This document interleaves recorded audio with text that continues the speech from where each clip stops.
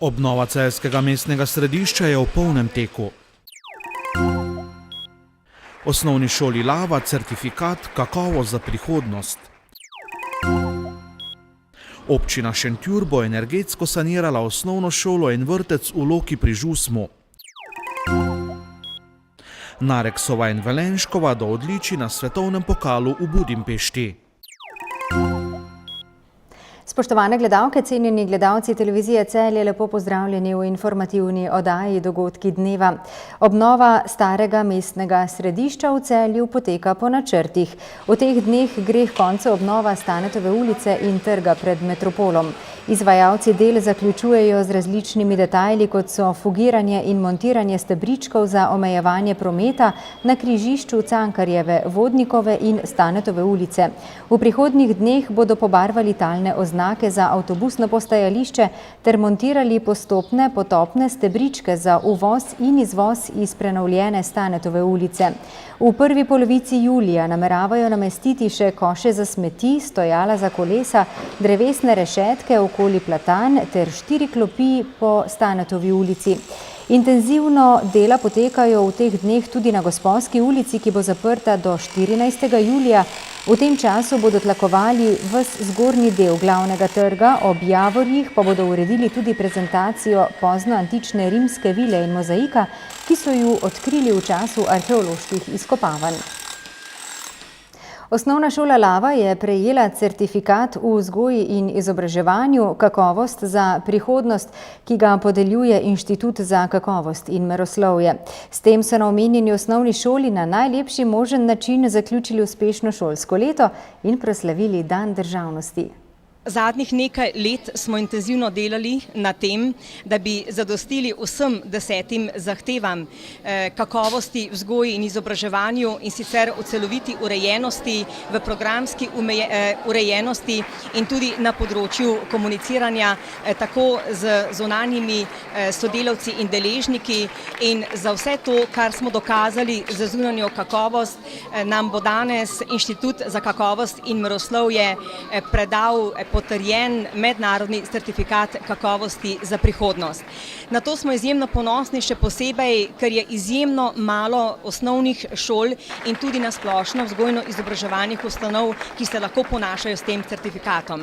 Tako da se nam je potrdilo to, da kadar se dela zelo sistematično, razvojno naravnano, z jasno vizijo in z dolgoročnim pogledom v prihodnost, beležimo lahko tudi rezultate. In na to smo ponosni, da smo znotraj si uspeli povedati, kako pomembna je kakovost vzgojno-izobraževalnega dela za mlade generacije in da bomo lahko le s trdim delom tudi to dosegli. Šentjurska občina bo v seriji energetsko obnovljenih javnih objektov pridobila še enega.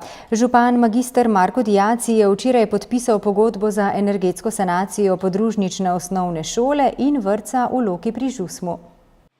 Po uspešnem kandidiranju na razpisu Ministrstva za infrastrukturo in prostor ter s pridobljenimi sredstvi kohezijskega sklada Evropske unije je na vrsto za obnovo prišlo v jugozahodno območje občine šolsko-vrtčevskim objektom v Loki pri Žusmu. Pogodba je v višini 80 tisoč in še nekaj evrov, konkretno za toplotno izolacijo fasade, za stavbno pohištvo in za izolacijo strehe.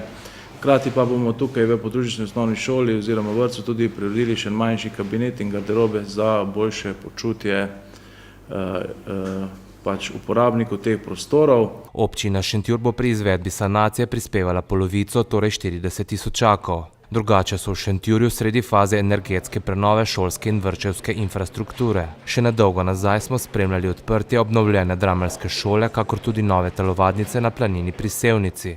Mi smo se prijavili že v letu 2011 na razpis, ki gre iz operativnega programa OPI-ROPI, tako imenovani ROPI, se pravi razvoj okoljske in prometne infrastrukture, prednostna usmeritev je trajnostna raba energije. Konkretno gre pa za energetsko sanacijo javnih stavb v lasti lokalnih skupnosti. Mi smo bili na teh razpisih uspešni in danes podpisujemo pogodbo. Z energetskimi sanacijami bodo na Šentjurskem še nadaljevali. Potem nas v nadaljevanju čaka še energetska sanacija osnovne šole Franja Malgaja, Ta postopek je trenutno v razpisu, to je drugi objekt, ki smo ga dobili na razpisu. Poleg tega smo pa dobili na razpisu tudi še sofinanciranje ostalih objektov, to so konkretno vrtec Pešnica, vrtec Center, vrtec Planina, vrtec Gorica in pa podružnična osnovna šola Blagona. V Loki pri Žusmu se je organizirano šolstvo začelo konec 19. stoletja, aktualni objekt pa je bil iz solidarnostnih sredstev zgrajen po znamenitem kozjanskem potresu pred 40 leti. Stavba je iz leta 1974, torej je montažna stavba in definitivno ne zagotavlja več tega, kar v današnjem času z vidika energetske varčnosti bi morala biti stavba urejena. In kaj za šolo, ki je podružnica Matice v Gorici pri Slivnici, pomeni skorajšnja pridobitev? Ker vemo, da vsaka stavba kar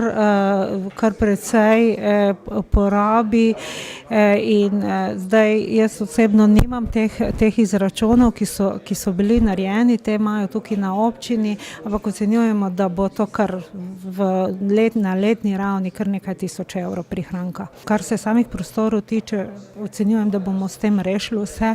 Dejansko pa glede na to, da je stavba 74. leta, bo pa verjetno še nekaj potrebno še enkrat celotiti pa obnove celotnih inštalacij, ki tokrat pač ne pridejo zraven poštevne. Šola v Loki pri Žusmu je ena manjših v občini, vendar vpisni podatki zbujajo optimizem. Ta trenutek, to se pravi to šolsko leto, je v vrtcu 27 otrok, kar pomeni 1,5 skupina, hkrati pa potem tudi 31 otrok v 3 oddelkih. Za izvajalca je bilo na javnem razpisu izbrano šentjursko podjetje Domgrad. Rok za izvedbo del je 15. avgust. V prihodnosti v Šentjurju načrtujejo nadaljnjo energetsko sanacijo tudi drugih javnih objektov. Smo ravno pri energetskih sanacijah teh javnih objektov, da se tak izrazim, lahko tudi podam informacijo, da smo v prejšnjem tednu uspeli pridobiti pooblastilo tudi sodišča za ureditev tudi njihovega dela, to pa zdaj govorim pri našem Vipavčevem kulturnem centru, tako da je razpis tudi že ta v teku in bomo tudi uredili tisti del stavbe, ki je v lasti sodišča. V praznovanju Vseslovenskega tedna ljubiteljske kulture se je vključila tudi občina Vransko. Župan Franc Sušnik je v vrtu Šventnerjeve hiše ob tej priložnosti zasadil češnjo. Ti dogodki po Evropi potekajo, so poznani, pri nas pa do zdaj take združitve še ni bilo in je letos prvič.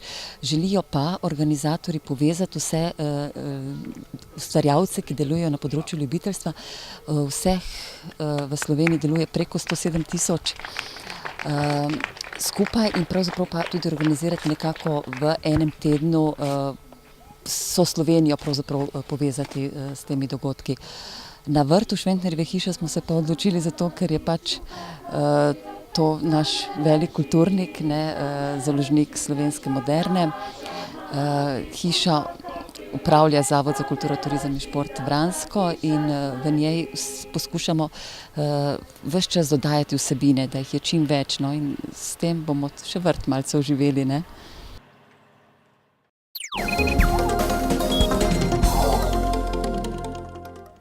Judoisti in judoistke celjskega kluba z dežele Sankaku so se po uspešno izpeljanem evropskem pokalu v Podčetrtku prejšnji teden mudili na svetovnem pokalu v Budimpešti. Z uvrstitvijo na stopničke sta navdušili Petra Nareks in Ana Velenšek, ki sta v letošnji sezoni v odlični formi. V Budimpešti je sodelovalo 407 borcev in bork iz 53 držav. Med njimi je Ana Velenšek v kategoriji do 78 kg osvojila drugo mesto. V kategoriji do 57 kg pa je Petra Nareks upisala tretje mesto. To so dobri rezultati. Moram po pravici povedati, da sem še pričakal medaljo od Tine Trstenjak. Konkurenca je bila tu kar močna, tako da kdo je tle medaljo vzel pa prišel do finala, je mogoče res med prvih 5 na svetu. Mogoče, da so falile po dve, da je falila japonska ekipa in korejska. Tu so še par tekmovalk, ki se še nismo z njim probali in kljub temu smo osvojili 2 mesti in s tem potrdili še enkrat kvalitet naših tekmovalk. Brez uvrstitev so ostali Tina Trstenjak, Matjaž Trbovc in Adrian Gomboc, a kljub temu niso razočarali. Ja, ostali naši tekmovalci so tudi srčno borili, se tako vsak zmagal eno ali dve borbe, tako da ravno zastoj niso šli na to tekmovanje, še mogoče izkušnja več. Nismo še pa zdaj v pravi top formi, vemo, da je konec sezone in da naš špicen rezultat mora potem priti na svetovnem prvenstvu. In 14 dni potem je že tudi Grand Prix v Reki oziroma v Zagrebu in tudi tam računamo, da lahko nekako pridemo do točk za olimpijske igre. Ker vemo, da je letos točkovno prvenstvo oziroma da je letos se začelo točkovanje za olimpijske igre in s tem tudi temu vsemu je tudi podrejen naš cilj. Trener Marjan Fabjan pa je bil že prvi tekmovalni dan suspendiran, zato ni imel pravice spremljati boje ob tatamiju. To ni bila nobena moja napaka, niti pritožba, ampak Matjaž Trbovc je pač na prizorišče htel iti se malo prekratko kimono, to govorimo zdaj o centimetrih, pa pol centimetra. Pravila so takšna, da če je to trener zraven, ko on to kimono probava oziroma trener to vidi, ga ne opozori, je potem suspendiran za cel dan. Ravno to se meni zgodi, da sem bil v nepravem času ravno tu zraven in je ta komisija odvzela kartico za gibanje po dvorani v tem dnevu. Matjaž Trbovc je pa lahko normalno šel na tekmovanje in tudi tekmoval potem za drugo kimono, ki je dobil od organizatorja. Meni je mogoče to bilo tudi malo težko, ker le nekako moram biti zraven tekmovalcev takrat, ko tekmujejo, tako da je bil ta prvi dan je bil za mene hendikep in tekmovalci so odhajali sami na blazino. Jaz sem pač iz tribune probal nekako jim suflirati, kaj delajo v momentih, ko se borijo. V preteklih mesecih se je v celjskem klubu v spredje prebilo kar nekaj novih, predvsem pa obetavnih mlajših judoistov in judoistk, kar je velik plus, ki obeta svetlo prihodnost. Tu so mlajši tekmovalci, ko prihajajo, Adrian Gomboc, Jerman, potem Miha Žgank in še mogoče nekateri, tudi Klara Poteker, ki je še kadetinja, že počasi pritiska v člansko konkurenco in bomo mogli pač mogoče še katero tekmovalko in tekmovalca zdaj ekipi dodatne.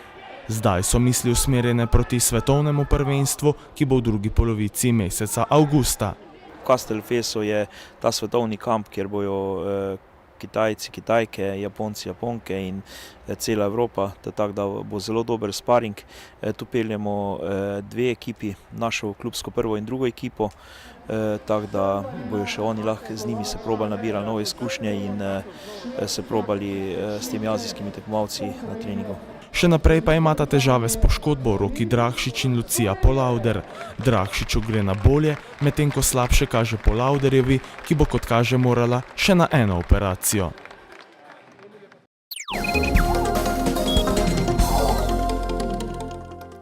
Jutri bo delno jasno z občasno povečano oblačnostjo. Najnižje jutranje temperature bodo od 9 do 14, najvišje dnevne od 20 do 25 stopinj Celzija. V soboto bo dokaj jasno, nekaj več oblačnosti bo v hribovitem svetu. Popoldne bo možna še kakšna ploha ali nevihta.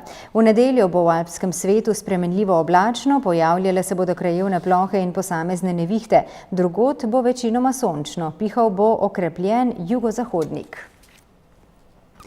In z napovedjo prijetno lepega vremena se od vas poslavljamo. Lepo se imejte v teh poletnih dneh, šolarjem v času počitnic vse lepo, uživajte in odpočite si do naslednjega šolskega leta. Vam pa prijeten večer še naprej. Nasvidenje.